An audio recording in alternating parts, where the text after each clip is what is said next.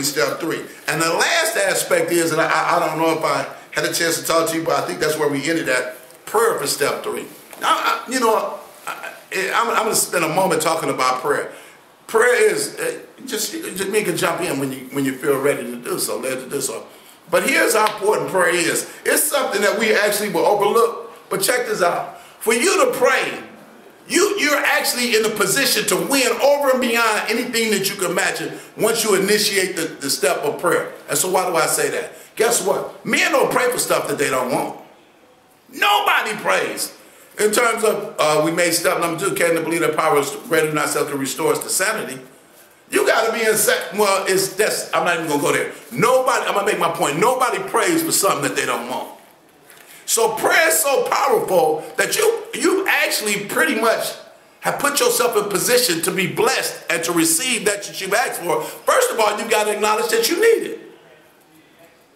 Remember we talked about earlier, I think he says, I urge you, in light of this, I urge you, that might have been it. But here's the thing, so when you pray, in other words, God has actually put it on your heart to consciously believe that there's a need that has been unmet in your life and unrealized in your life, and that you're expressing it, that need hasn't been met, and that you actually believe that by saying it and acknowledging it in your heart, and by faith of having come to faithfully concluded that this need is an achievable need, you actually begin to express what it is that you're hoping for, and you say it.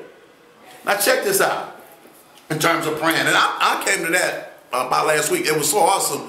The only thing left for you to do when you have faith and you actually believe it and you actually expressing it, you begin to actually walk in it by verbalizing what you know you've acknowledged on the inside that hasn't existed on the outside yet. Are you following what I'm saying? Only thing left for you to do is to walk in terms of your prayer being answered. Are you following what I'm saying? I tell you what, if somebody told you that you just had been promoted, or you just got a job and you didn't have a job, you follow what I'm saying? You're going to start acting like you got a job. You're going to start, or if you get a raise, you're going to start spending like I'm making $60,000. It's not 30 no more. So what I'm saying is, when you pray it, only thing that's left for you to do to start to benefit from your prayer is to start acting like you received it.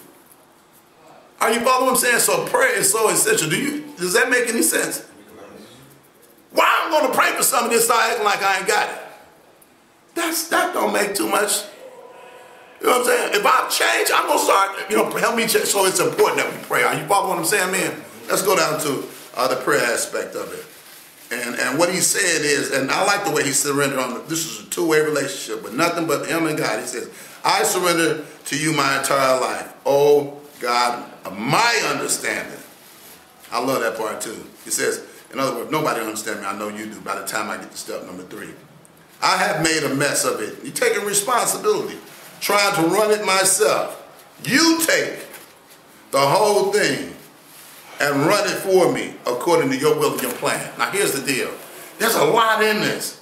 In other words, you run it, you take over. Are you following what I'm saying? So now I got to start walking like and living like God is actually directing my footsteps.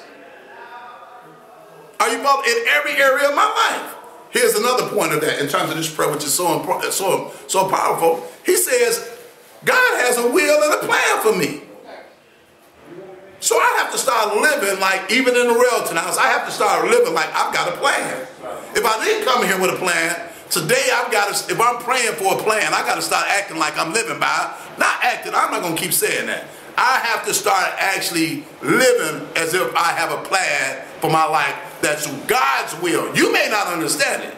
Matter of fact, I like this part where he says, as I understand. I know God understands what I'm trying to achieve. Are you following what I'm saying? Does that make any difference? When a lot of people be actually, you would see people would start to conduct themselves much differently if they actually believe that God has a plan and a will for their life. You find it hard to believe? No, that's all you have to do is to believe. Believe. Just like you just said, the saying is, there's nothing going to come to a sleeper but a dream. Yeah. You got to wake up. And there's nothing going to come to you just sitting around doing nothing. Yeah. Yeah. That's what that means to you. And here's the thing of it is, I'm not comparing myself with you. God bless you, and that you're at a certain level. You know, some people like to brag. You know, I'm on step 11. You know, I'm on step. Well, God bless you and everything. You know, what you gonna? You know what I'm saying? I'm on step 3. Is you on step 11 or you just registered? It's a whole lot different. It's a major difference. You can say what you want the big folks to hear. Oh, you got 24 years or so. I'm on step 11, so I'm catching up. Yeah, you know, step. You just not getting to step 1. And one of the key issues that I want to talk about, and we're talking about, we're addressing, as a matter of fact, is the issue of honesty. You follow what I'm saying? Exactly. And the key of it is, if I'm going to trust God, and of course I have no choice but to trust Him. If I trust Him up to this point, I am going to actually, I'm going to have to trust Him in all that I do, you know, including in my prayer. So as we move along, man, let's go a little bit further in terms of step number 3. For the sake of time, I'm just going to kind of scratch, kind of like just touch on the surface of it, of what step number 3 means. Let's look at page 49. And I like this. He talks about step 3 is the central theme of all steps. And I like that, man. In terms of turning our care over to God, we've got to do that. God has to be the leading force in terms of our life. And then he talks about you may have to repeat that. You know, there's some areas in your life where you may consciously catch yourself, you know what, this ain't God's will for my life, and I'm not doing what God would have me to do. So you have to repeat that. And as other influences start to